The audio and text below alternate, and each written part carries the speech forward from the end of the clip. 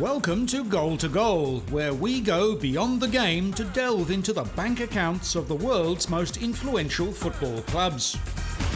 We crack open the wallets of the wealthiest players, check out their multi-million-dollar sponsorship deals, and marvel at the mega transfer fees clubs are willing to shell out to secure them. We also add up the price of owning a piece of football history.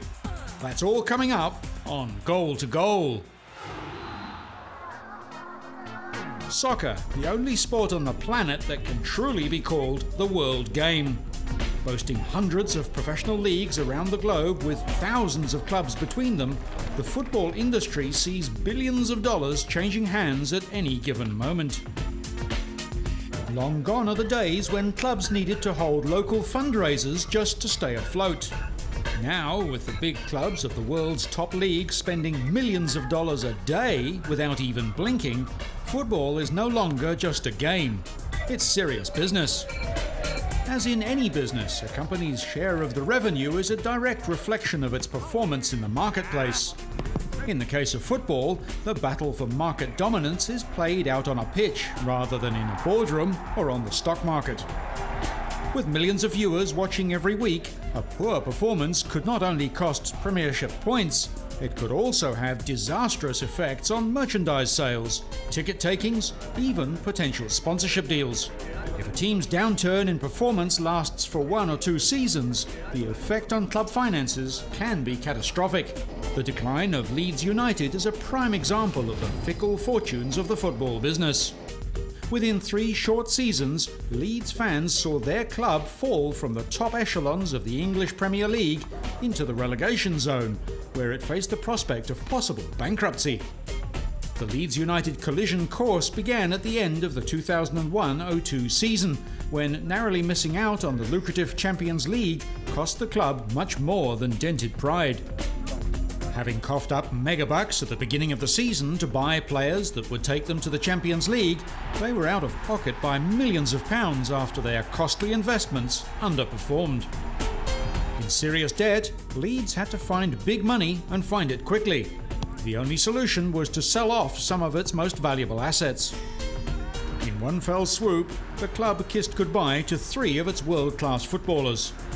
Rio Ferdinand, Jonathan Woodgate and Robbie Fowler were sold to rival clubs in quick succession in the hope of stabilising Leeds United's bank balance.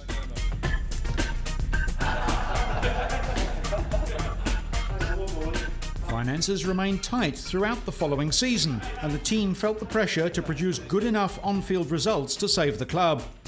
But after a bad start to the season, relegation became a real threat. With 1 game to spare, Leeds United pulled off a remarkable 3-2 away victory against title hopes Arsenal to hang on to a place in the Premiership. That victory turned out to be a mere stay of execution, however, as the next season saw Leeds sink even deeper into the mire and lose its Premiership status. With debts close to £80 million, management were yet again forced to sell off more assets. International stars Paul Robinson, Mark Viduka and Alan Smith were transferred. Leeds United home ground Ellen Road Stadium and the Thorpe Arch Training Complex were also sold off to the highest bidder. With few assets left, getting back into the Premier League was crucial.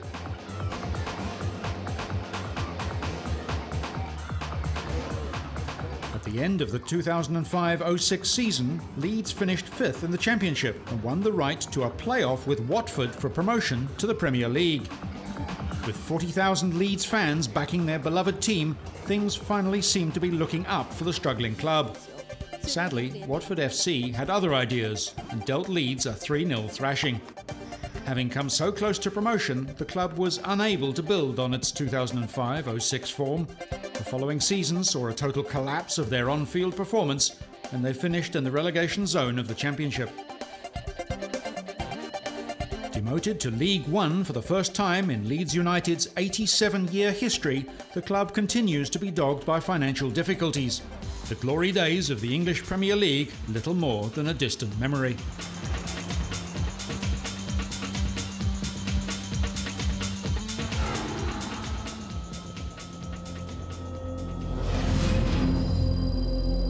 half an hour up the road, powerhouse Manchester United is light years away from Leeds in terms of its fortunes.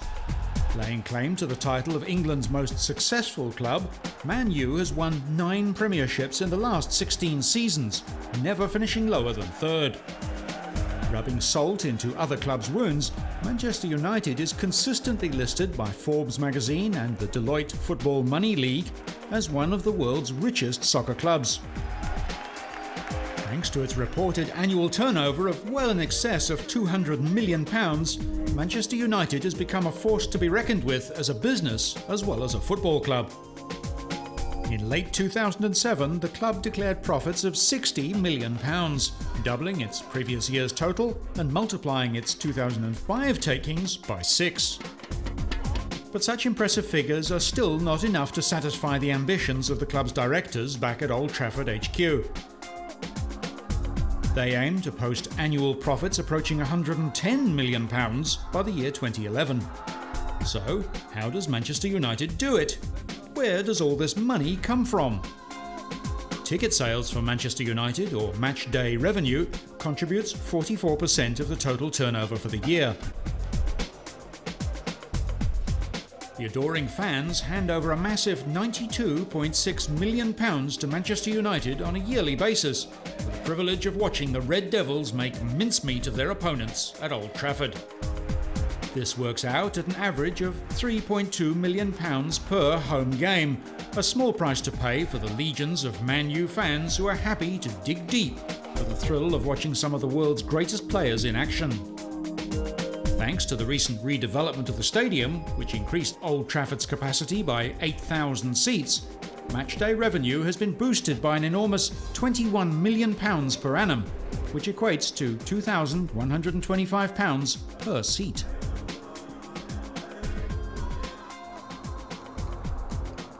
However, local growth is only one chapter of the Manchester United fairy tale. Quick to capitalise on huge advances in media, multimedia and the internet in the 21st century, the club has been the benchmark for success in promoting, selling and showcasing its brand all over the world. The introduction of the official Manchester United website, which includes MUTV, has enabled fans who missed the game to catch all the highlights. A comprehensive archive section of the site even gives access to past games and classic matches at the click of a mouse. The website also contains endless information about the club's past, present and future, as well as offering fans the chance to order tickets, buy merchandise and even take out MU Finance.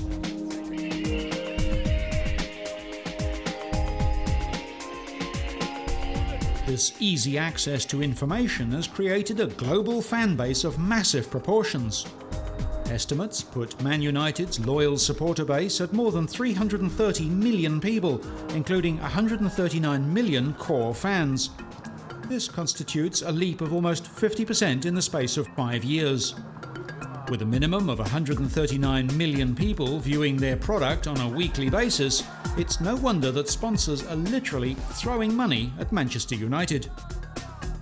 In recent years, the club has landed a number of enormous sponsorship deals with the likes of Vodafone and AIG, or American International Group, which splashed out £56.5 million over 4 years to become Man U's major shirt sponsor. Other sponsors include Nike, Kumho Tires, Betfred and Hestion, all of whom fork out a hefty sum to be part of the Manchester United brand. With so much money in the bank, it's good to know that Manchester United is also ploughing plenty of its cash and business acumen into the cause of giving back at both a local and global level. Through the club's corporate social responsibility work, players and administrators operate in 3 main tiers: work within the local community, work with national organisations in the UK, and work with their global charity partner UNICEF. Aside from its affiliation with UNICEF, Manchester United also offers support to 10 national UK-based charities, as well as supporting the local area with its Football in the Community scheme, encouraging learning in the local school community.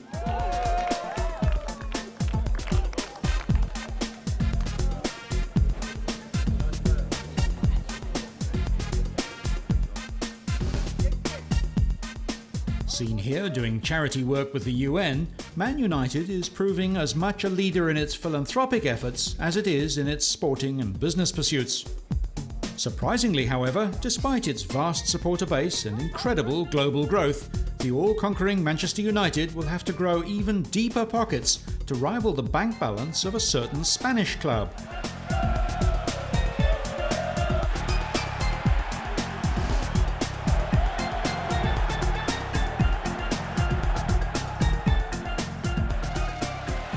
Coming up, the wealthiest football club in the world.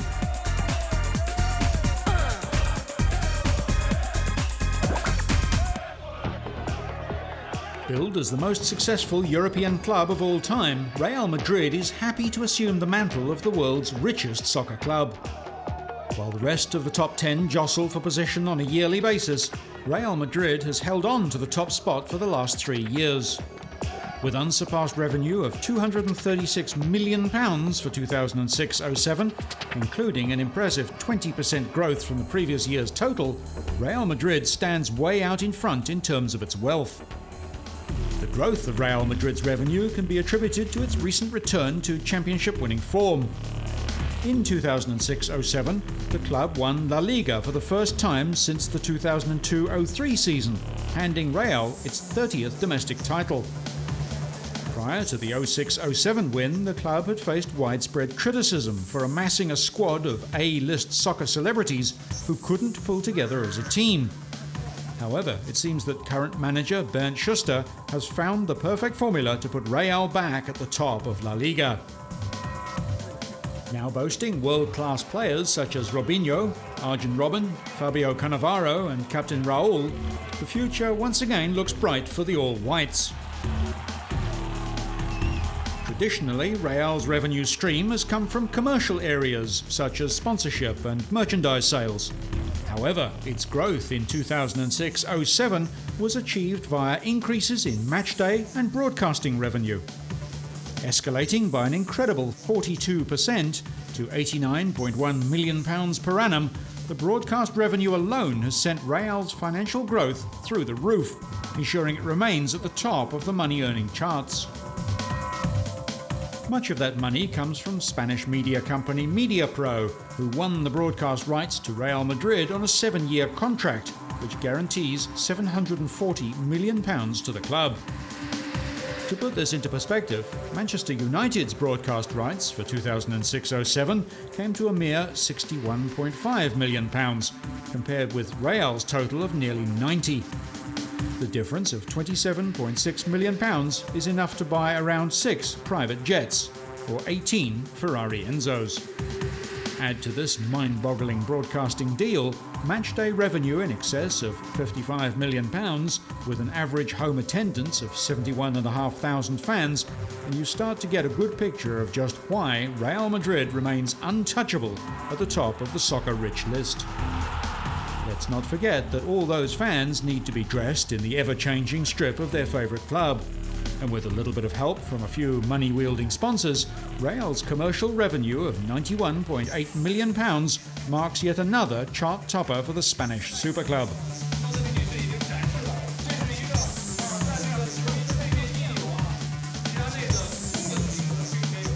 It's difficult to ascertain whether Real Madrid's success is a result of its wealth or whether the club has accrued its massive wealth on the back of its success. It may in fact be true that while you can buy a team of champions, you can't buy a champion team. But down on their luck clubs like Leeds United would love to be in a position to find out. One could argue that if Leeds United had had the money that Real did back in 2003, the club could have ridden out a couple of poor seasons without having to sell off its top players, and could now be still challenging for the Premiership. Of course, what could have been is always a constant source of speculation, but one of the harsh realities of modern-day soccer is that clubs need to have as much talent in the boardroom as they do on the pitch to survive in the dog-eat-dog world of today's football business.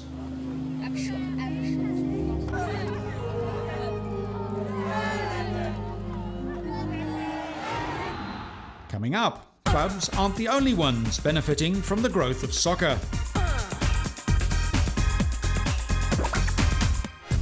Not so long ago, professional footballers had to work a day job to make ends meet. Sure, they got to play the game they loved in front of packed stands in sold-out stadiums. They were adored by children, loved by the elderly, and praised for their honour and sportsmanship. But when it came to collecting their cheque, they were certainly no noughts at the end of it. Back in the 1930s, Everton legend Dixie Dean was being paid the princely sum of £8 a week. How things have changed. With soccer's modern-day elites signing on for figures that read more like international phone numbers than salaries, it's the players themselves who seem to have gained most from the international growth of football. Since the year 2000, EPL players' paychecks have increased by an average of 65%, to an impressive £676,000 per year, and that doesn't include bonuses. A staggering 30% of them are earning a basic salary greater than £1 million per season.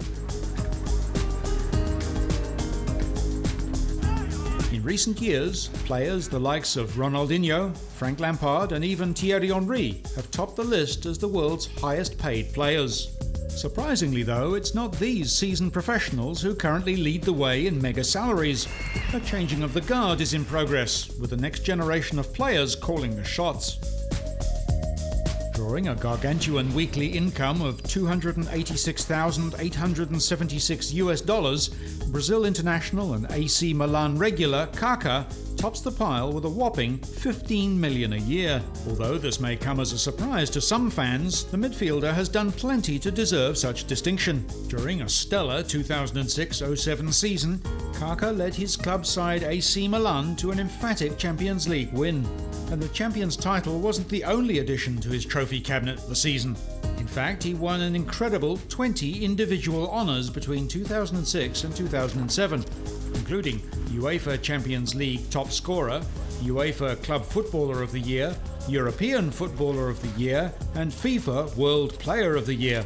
However, it's the FIFPro World Player of the Year award that Kaká treasures the most. It's a special thing to be elected by my fellow players, the men on the field who really understand the game from the inside. They are not coaches, they are not journalists, they are players who voted for me to have this award. I am very honoured to receive this award. It's a great feeling to know that I've reached this level in my profession, and I would like to thank a lot of people for helping me reach this point. So dominant was Kaká's form that year, he obliterated his European Footballer of the Year competition by polling 444 votes, the most in the award's history. He defeated second-place getter Cristiano Ronaldo by 167 votes to break another record. Aside from filling his mother with pride, Kaká's best year to date also guaranteed him a great payoff in the hip pocket. Determined to keep the world's best forward in its ranks, AC Milan offered Kaká a 5-year contract that includes the highest salary offered to any player in the history of the sport. His current sponsors, Armani Jeans, Adidas and Guarana, a Brazilian soft drink, have not disclosed how much they pay Kaká for these endorsements. However, there's no doubt that when the contracts expire, they will need to offer the highest paid player in the world a lot more. Kaká's meteoric rise may have left Brazilian teammate Ronaldinho feeling a little inferior. Formerly the highest paid player in the world, he now has to settle for a close second. Still, taking home a weekly pay packet of $271,153 doesn't leave Ronaldinho with too much to worry about on the financial front. All totted up, his annual earnings come to a massive $14.1 million, and that's without counting endorsements.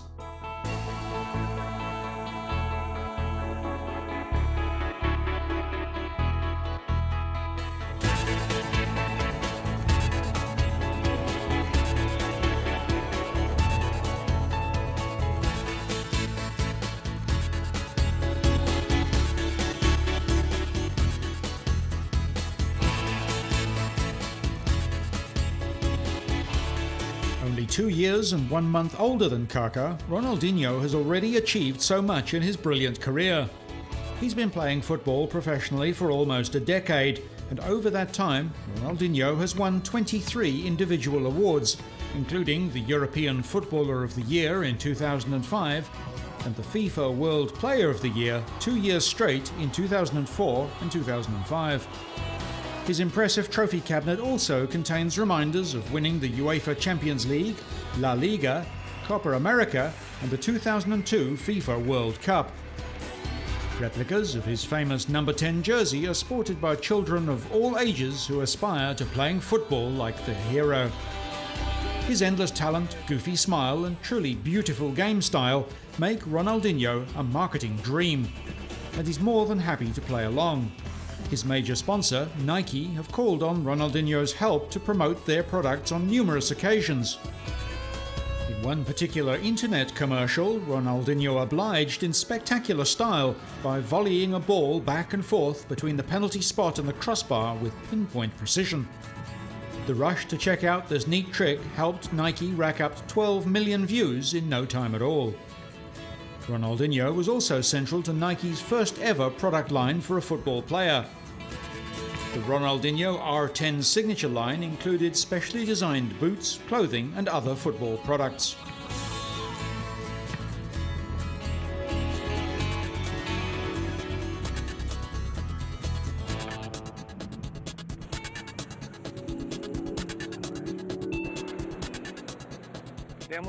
We have created this new line with Ronaldinho. Understanding his view towards football, Ronaldinho transcends football through his ability, his personality on the field and off field. As a result, this line has been created according to his exact requirements. The R part of the logo is from his initial, while the 10 represents the number 10 shirt he proudly wears every game. Including him in many stages of the development process, Nike designers were thrilled to be working side by side with an internationally recognized football icon.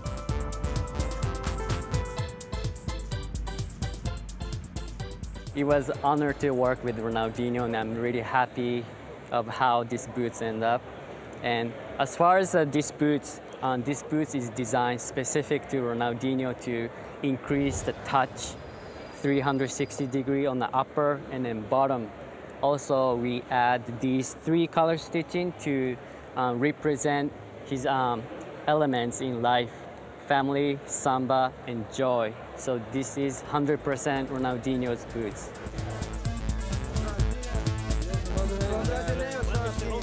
Currently one of the most sought-after names in the game, it's difficult to place a figure on what Ronaldinho is worth to companies like Nike. But according to a survey conducted by consulting firm BBDO Germany, his endorsement of a product is worth over $56 million. Despite all the fame, fortune and associated luxuries, Ronaldinho still spends a lot of time with his family, both in Spain and his native Brazil. He remains the ultimate idol, both on and off the pitch.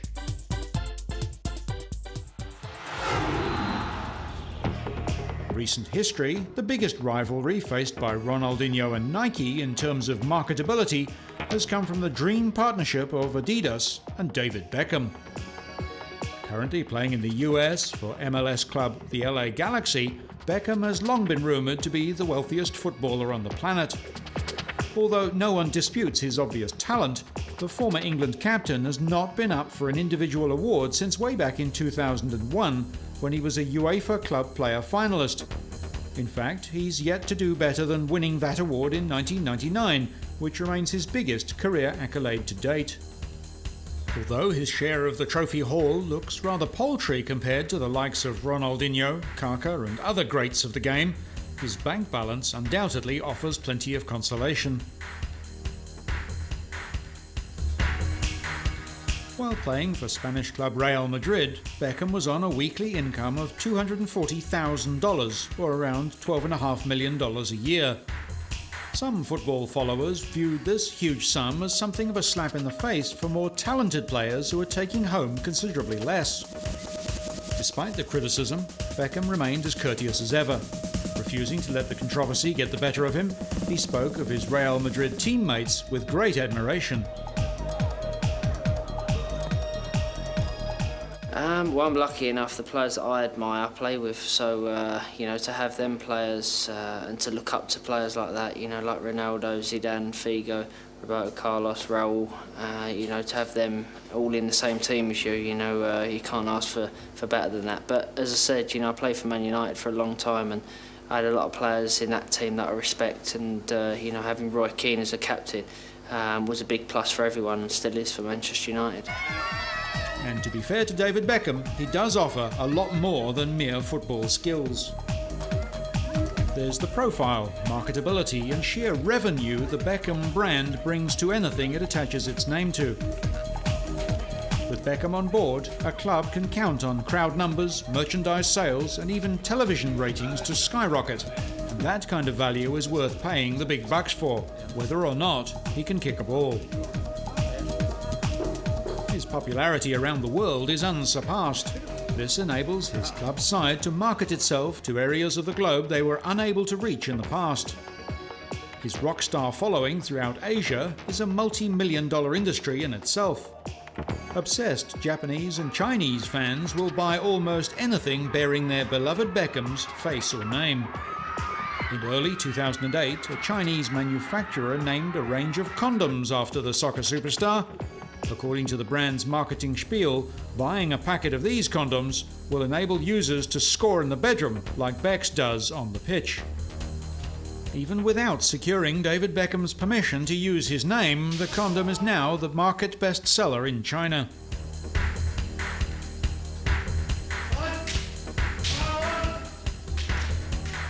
The magnitude of the Beckham phenomenon sweeping across Asia persuaded mobile phone manufacturer Motorola to jump on board the bandwagon and become a major sponsor.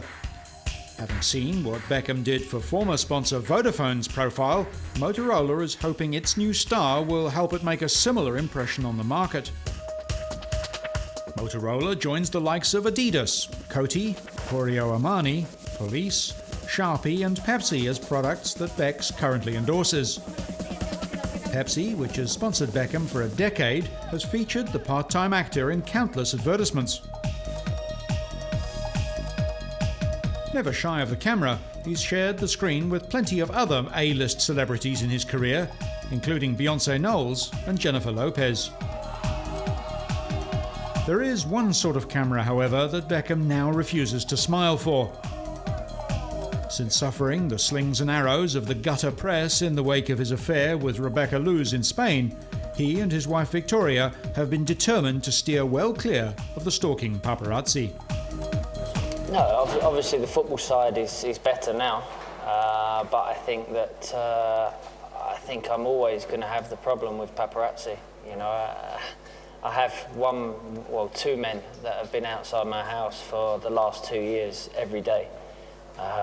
Which is frightening at times, but you know, that's unfortunately my life, and I accept that. But you know, I'm very happy here. You know, the people are great to me. They always have been, and hopefully always will be. And you know, I have a new house, and my children are happy in the school, and everything's perfect.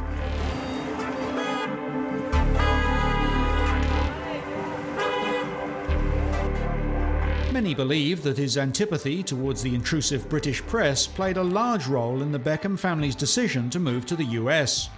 Upon signing with LA Galaxy, Beckham in fact took a hefty salary reduction. He now earns a dismal $142,000 a week, or $7.5 million a year, which equates to around a 40% pay cut compared to his Real Madrid earnings. But don't go feeling too sorry for him. His weekly salary is boosted by a cleverly constructed deal that ensures Becks sees a percentage of LA Galaxy's matchday revenue and merchandise sales. Recent reports indicate that at last count, the David Beckham empire is worth around $225 million.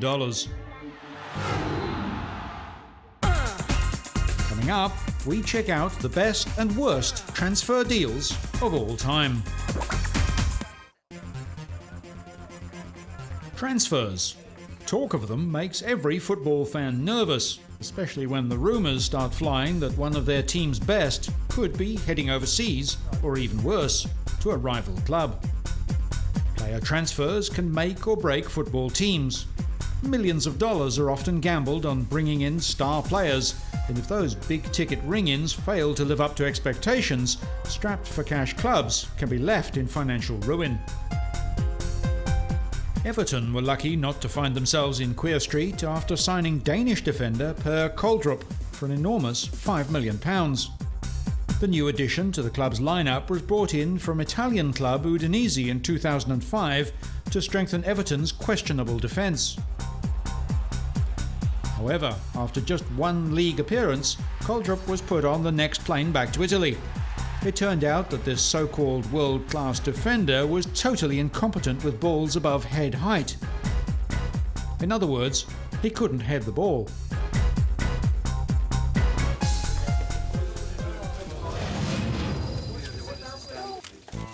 EPL clubs Manchester United and Chelsea may have all the money in the world to invest in great players, coaches and the talent scouts to find them. However, even these professional headhunters can make the occasional blunder. Juan Sebastian Veron was considered to be one of the world's best midfielders when he was transferred from Lazio to Man United in 2001. The Serie A superstar was bought by the Red Devils for £28.1 million, which today remains one of the highest transfer fees of all time.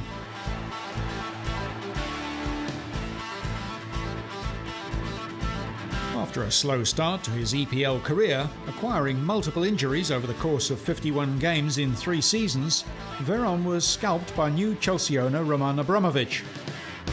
And in no time at all, Juan Sebastian Veron was playing for Chelsea. The club had snapped him up for what seemed like the bargain price of just £14 million. Sure, Veron hadn't quite set the world on fire during his time at Manchester United, but his potential was in no doubt. Whether it was the cold English weather or a lack of empathy with his new club, the move to Chelsea did nothing to tease out that potential. In fact, Veron promptly slipped into one of the largest form slumps in the history of football. 4-year stint with Chelsea, during what should have been the prime of his playing career, Veron only managed to make it into the team on 7 occasions, scoring just once. In effect, Veron ended up costing Chelsea £2 million per appearance, during which he barely made an impression on the opposition. That bargain transfer would have to go down as one of the worst transactions the English Premier League has ever witnessed. FIFA World Player of the Year on 3 occasions and considered to be one of the greatest players to ever grace the game, Zinedine Zidane had no qualms about waving goodbye to Italian club Juventus and moving to Real Madrid back in 2001. Listed as the highest transfer fee of all time, Real wrote a cheque for £46 million, or around $100 million, to have the French international play for the All Whites. Luckily for Real Madrid, they didn't have to wait too long to see a return on their investment. The club took out back-to-back La Liga titles in 2001 and 2002-03. In his time spent at Real Madrid, Zidane won his 3rd FIFA World Player of the Year award, clocking up 37 goals in 155 appearances. The now retired Frenchman is looking forward to being able to spend more time with his family. Ma vie pour le moment elle est simple et compliquée à la fois parce que jusqu'à présent. For the moment, my life is both simple and complicated at the same time. Bien géré. Because until now, I had the pretext or excuse of playing football, so my life was well managed. Today I have stopped and want to do something else. And at the same time, it's complicated because I am not organized at all. So obviously I will have to get organized. But today it's simple. It's about enjoying the moments I didn't have time to enjoy in the past. Things about life, enjoy my family, to get more time off with the kids, to move when I want to try and have some free time when I feel like it. That's it. My life is simple, like trying to do things the easiest way possible. Zidane was part of a spending frenzy by the Spanish club. Known back home as the Galactico, Real went shopping for a superstar player every year from 2000 to 2004. The club's total outlay of £141.7 million with an average of just over £28 million per player, makes this buying bonanza the most extravagant in football transfer history. The spree involved breaking 2 transfer records over the period, including the current record of £46 million in 2001, which upped Real's previous record transfer fee of the previous year.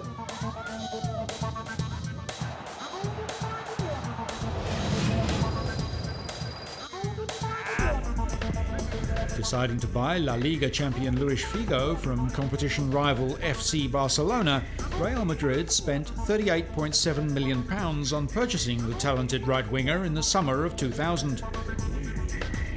The Portuguese international was an enormous signing for the club, but the decision to buy him paid almost immediate dividends. The following year, Figo went on to win FIFA World Player of the Year and took his side to the Primera Division's title, as well as the UEFA Champions League semi-finals. The season after, Figo went one better and played a crucial role in his side's 2-1 victory over Bayern Leverkusen in the Champions League final. Although his move won Figo the support of thousands of Real Madrid fans, it cast him as a villain in the eyes of his former club and Real's arch-rival FC Barcelona. Upon his return to FC Barcelona's home ground, Camp Nou, a study by Televisió de Catalunya found that the decibels of the crowd's whistles and jeers surpassed those of an aeroplane taking off. On his second appearance wearing Real Madrid colours at Camp Nou, Barcelona's ground almost had to be closed. All kinds of objects, including a pig's head, were thrown at Figo, who was also taunted with insults. One such insult, pesatero, which roughly translates to money whore, echoed around the stadium throughout the match. Despite these difficulties, the right winger put together a solid 5 years at Real Madrid. Playing alongside a slew of other modern-day football legends, Figo scored 36 times from 165 appearances. In 2005, he was transferred to Inter Milan for no transfer fee. Rumoured to have signed a contract worth $8.5 million over 2 years, Figo was very thankful to be given the opportunity.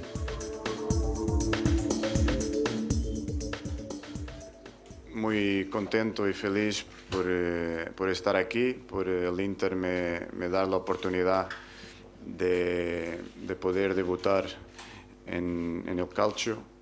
I am very happy to be here and that Inter gave me this opportunity to make my debut in the Calcio. I am happy to be at one of the best clubs in Italy and in the world. I am full of desire to do well and to be able to contribute to Inter's success.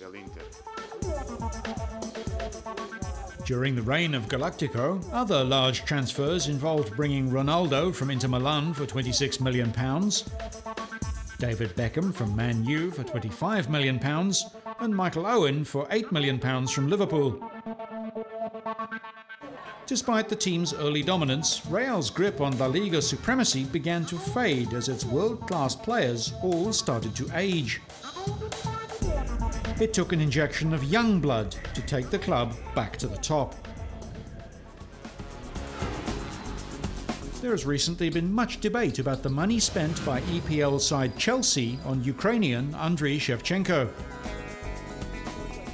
The second top scorer in the history of European club competition, with 60 goals from 112 appearances, the Ukrainian striker has received great praise from previous clubs, Dynamo Kiev and AC Milan, and for good reason. In his 7 seasons with the Italian club, he scored 173 times at an average of just under 25 goals per season. However, this modern-day goal machine hasn't come close to matching that fine form since joining the Chelsea side. Signed on May the 28th, 2006 for a Chelsea record transfer fee of £30 million, huge things were expected of Shevchenko by management, teammates and fans alike.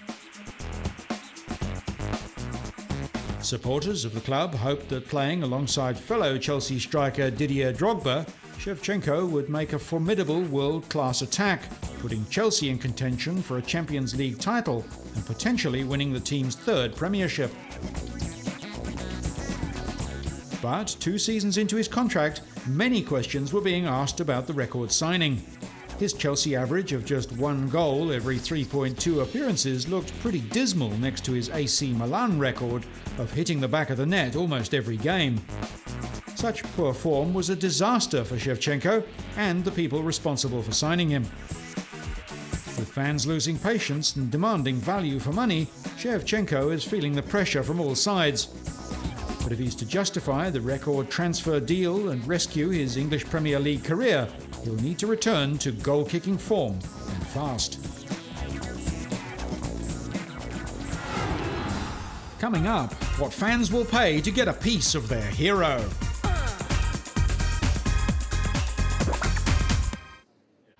Easily the most popular spectator sport in the world, soccer has a fan base that no other game can match. The principal obsession of billions of fans around the world, it's easy to see how Karl Marx's comment about religion has been appropriated by commentators who've described football as the opium of the masses. For legions of indoctrinated soccer fans, nothing is more important than next Saturday's game. These fanatics love nothing better than being close to the action. And some will stop at nothing to have a piece of soccer history to call their own. A memento to hang on their wall with pride, a knick-knack kept handy on the mantelpiece ready to be shown off to visiting friends and relatives. These are the suckers for memorabilia. While an odd pair of dirty football socks may not float the boat of every fan, there are more than enough people snapping such stuff up to turn the sale of soccer memorabilia into a multi-million-dollar industry. Whether it's a signed shirt, a famous ball, or even an old pair of boots, if it's been worn by a famous footballer, someone out there will be prepared to part with big bucks for it. Of course, the better the player, the more valuable the memorabilia. For example, a signed matchday shirt worn by Ronaldinho would be worth a great deal more than, say, a shirt worn by Per Koldrup.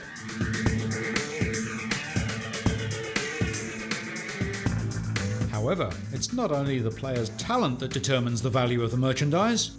If a player has been embroiled in some sort of scandal or cost his team dearly in a critical game, that can also add value to the item.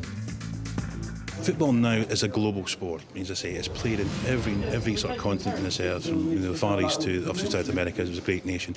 The World Cup in '94 in America was a good sort of marketplace as well, because we got a lot more buyers from there, people understanding the game, and just we're finding more and more interest in the catalogue and the website. Obviously, is a global thing now, so people log on to the site, and the interest in collecting Manchester United or Real Madrid or Barcelona or whoever sort of their favourite team they've followed over the years, and this is the only chance they'll ever get to owning memorabilia from a famous player. In late 2007, a collection of 34 famous shirts went under the hammer, with all proceeds going to charity. Listing a roll call of shirts worn by such greats as Alan Shearer, Ronaldo, Thierry Henry and Eric Cantona, the shirts which have soaked up the blood, sweat and tears of some of the world's greatest football players from the past century, went for over £1 million.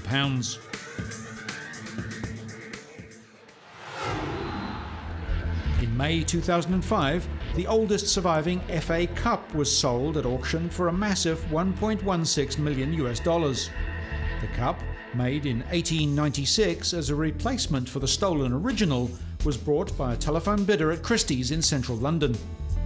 The FA Cup sold was one of only 4 produced for England's famous annual footballing competition, which began in 1871 and is the only one to come up for sale. It was presented to winning teams between 1896 and 1909 and was held by Manchester United, Tottenham Hotspur, Newcastle United, Everton, Nottingham Forest, and Manchester City won the competition for the first time. The bid of $1.16 million was the highest for any football memorabilia on record, beating the previous best set in 1997 when a copy of the Jules Rimet World Cup sold for $617,000. However, the 2005 record was soon eclipsed by the sale of a football used in the 2006 FIFA World Cup final between Italy and France. It sold at auction for a staggering $3.1 million, almost doubling the previous record for football memorabilia.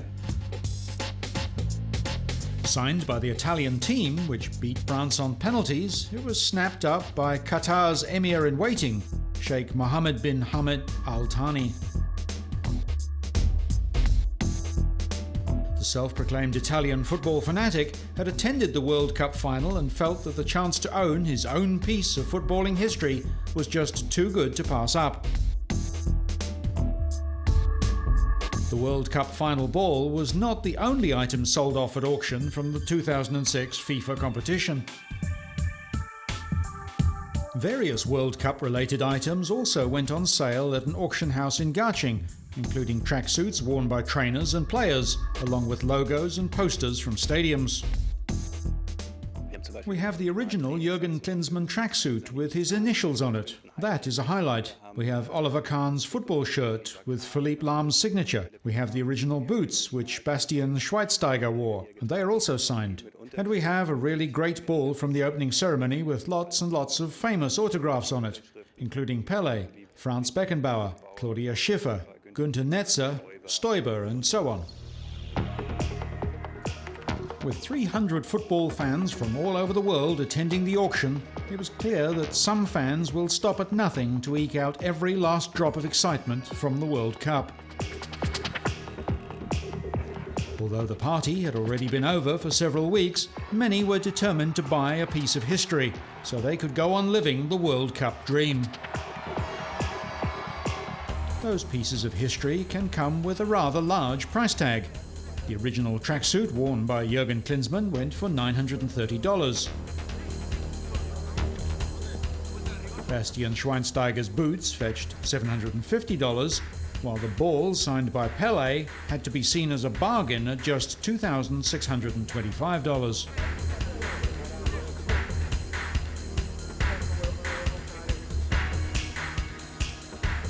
With football clubs around the world raking in millions of dollars a year, continuing to pay players annual salaries the size of lottery jackpots, and fanatical supporters falling over themselves to snap up pricey slices of their beloved game, the business of soccer is alive and well and looks set to keep on kicking goals.